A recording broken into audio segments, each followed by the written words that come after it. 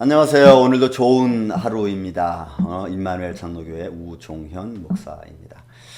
계속해서 우리가 베드로후서 3장에 있는 말씀을 구절 구절을 보고 있습니다. 반복되는 구절도 많이 있죠. 그것은 아마 베드로가 강조하기 위해서 그 말씀을 계속해서 하고 있는 것 같습니다. 오늘도 이런 본문에 있는 말씀 12절, 13절, 14절을 제가 다시 한번 또 읽겠습니다. 여러분 보겠습니다. 하나님의 날이 임하기를 바라고 간절히 사모하라. 그날에 하늘이 불에 타서 풀어지고 물질이 뜨거운 불에 녹아지려니와 우리는 그의 약속대로 의가 있는 곳인 새하늘과 새 땅을 바라보는도다. 아멘. 야, 뭐 요한계시록 사도 요한이 마지막 20장 이하에 있는 말씀을 해준 것과 거의 비슷하죠. 마라나타라는 말씀처럼 주 예수여 어서 오시옵소서. 막 그 상황을 좀 보는 것 같습니다. 말씀하신 대로 하나님의 날이 이르기를 바라보고 사모하라. 여러분, 아까 어제 말씀인가요? 제가 말씀드렸습니다. 사모한다는 말은 소유욕이 있습니다. 그런데 그 소유욕이 임하는 그 마음 하나 때문에 우리가 느낄 수 있는 게 뭐예요? 삶의 현장입니다. 그들이 얼마나 때로는 힘들고 어려웠으면 하나님의 나라를 사모하는 걸까? 때로는 이 날이 그렇게 육신에 있던 삶이 즐겁고 기쁘고 즐겁다면, 행복하다면 주의 날은 조금 나중에, 아직은 때가 아닙니다. 이렇게 말할 수도 있겠죠. 그런데 여기 지금 베드로가 이야기해 준 것은 전자.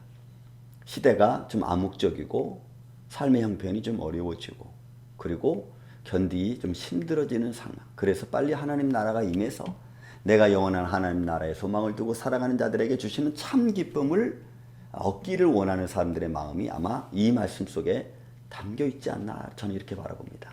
여러분, 우리가 마음이 바라고 원하는 것이 있어 딱 이루어지면 얼마나 좋아요. 그런데 그런 것들이 언제 이루어집니까? 언제 그런 마음을 갖습니까?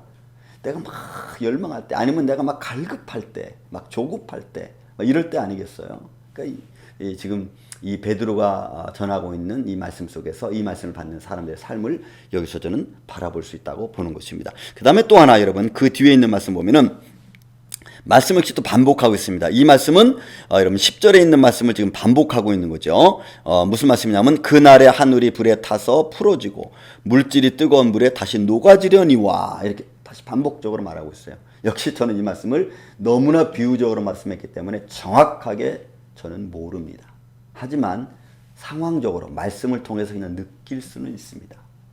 이게 보통 상황은 아니구나.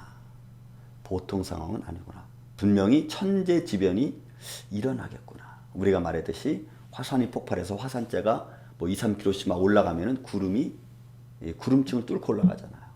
그죠? 그러면 화산재가 구름층에 껴서 그것이 구름에 따라 움직이면서 어느 한 곳에 내리면은, 그러면 그곳은 정말 재앙처럼이죠. 제가 91년도에 필리핀의 피나투보 화산 폭발했을 때 선교사를 한번 간 적이 있습니다.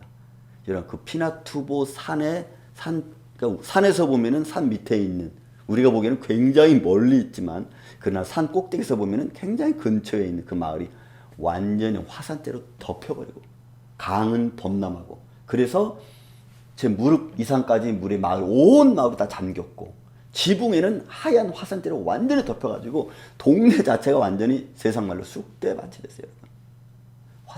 그 피나투보 화산 폭발했을 때, 그때 제가 현재 가서 봤습니다. 그러면 여러분 생각해 보세요. 그런 화산 폭발이 한 군데서만 일어나는 것은 아니겠죠. 여기 본문에 있는 말씀처럼 물질이 뜨거운 불에 녹아든다는 말은, 제가 지난주에 그저께 말씀드렸나요? 여러분, 마그마가 나와가지고 지난번에 그 하와이도 화산 폭발하고 마그마 흘러내렸는데, 이건 마그마 흘러내리면 여러분 그 마그마에 남는 거 아무것도 없어요. 거기에 또 불까지 나버리면, 여러분 불에 타면 불까지 나잖아요. 그런 화산 폭발에 또 더 나와가지고 또 마그마가 막 흘러나와서 산불 일어나고 난리 이런 난리가 없을 거예요. 그 상황이 그냥 느껴지지 않습니까? 이 말씀 속에서 느껴지잖아요. 그럼 우리는 그때 뭘 생각한다고요? 믿음의 사람들은 정말 하나님 때가 점점 가까이 오고 있구나. 이 말씀이 지금 이렇게 이루어지고 있구나. 라고 여러분 우리 믿음의 사람들은 마음의 준비를 해야 되는 거예요. 그날이 오늘 이렇게 도적 같지만 오늘일 수도 있고 아닐 수도 있고 조금 더 시간이 걸릴 수도 있고 그렇지만 우리 믿음의 사람들이 준비해야 된다는 겁니다. 그 다음에 여러분 자 뜨거워지고 그 다 불에 뜨거운 불에 녹아진다 그랬습니다. 그 다음에 우리는 그의 약속대로 여러분 보세요. 그런 상황이 막 이루어질 때 우리 믿음의 사람들은 그의 약속 주님의 약속 그 약속이 구약적인 약속 신약적인 약속 신약을 통해서 이제 마지막 때 들려주는 하나님의 약속 구원에 관한 약속, 생명에 관한 약속 다 포함합니다. 그 모든 복음에 대한 약속, 그러면 그 약속대로 의가 있는 곳, 여러분 의가 있는 곳은 하나님 나라밖에 없어요. 이 세상에 어디에 의가 있습니까? 다 이미 새로 죄로 말미암아 덮어버린 세상인데 아담의 죄 때문에 온 우주가 하나님의 만물인 창조세가 다 죄로 덮여버리고 말았는데 어디에 의가 있어요?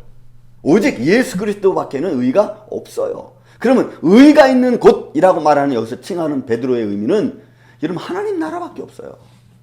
이 세상에서는 의를 찾아볼 수 없습니다. 그러니 여기서 말씀해주는 주의 약속하신 대로 의가 있는 곳인 여러분 의가 있는 곳인 하나님 나라죠. 새 하늘과 새 땅이 여기 본문에 말씀하잖아요. 의가 있는 곳인 새 하늘과 새 땅을 본문에 바라보는도다. 여러분 이거 본다는 이야기가 은혜죠. 이 본다는 말이 여러분 요한복음서의 1장에 나옵니다.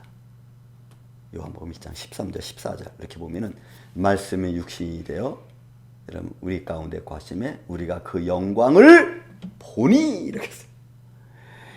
여러분 이건 충격입니다.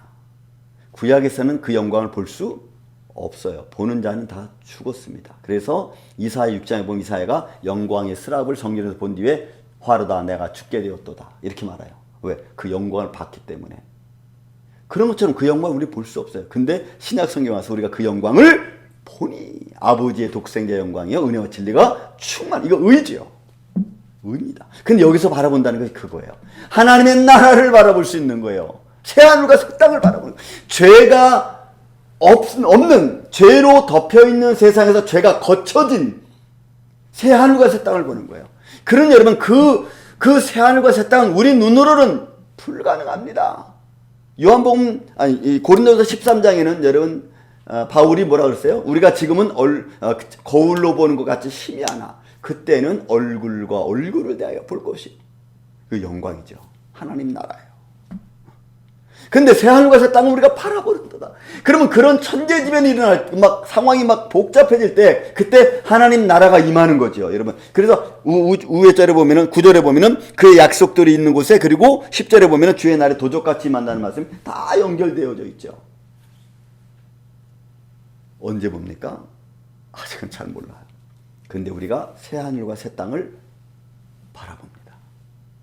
세상 속에서 이런 혼돈된 세상 속에서 새하늘과 새 땅을 믿음으로 바는 것과 그 다음에 이제는 그것이 눈으로 확실히 보일 때가 있죠. 그게 바울이 말하는 데살로니가전서 4장 말씀 아닙니까? 죽은 자들이 먼저 일어나고 살아남은 자는 하나님의 공중의 영광을 바라보는. 그러니까 여러분 이 베드로가 지금 언제를 보는 거예요? 마지막 때 주의 성도들이 준비해야 되고 어떤 마음을 가져야 될지에 대하여 지금 사실 말씀을 전해주고 있는 거예요. 여러분 새하늘과 새 땅을 바라볼 날이 있고 또 우리는 그 때를 바라보면서 견뎌야 됩니다.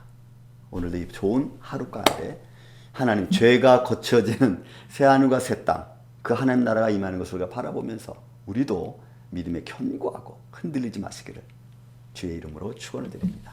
감사합니다.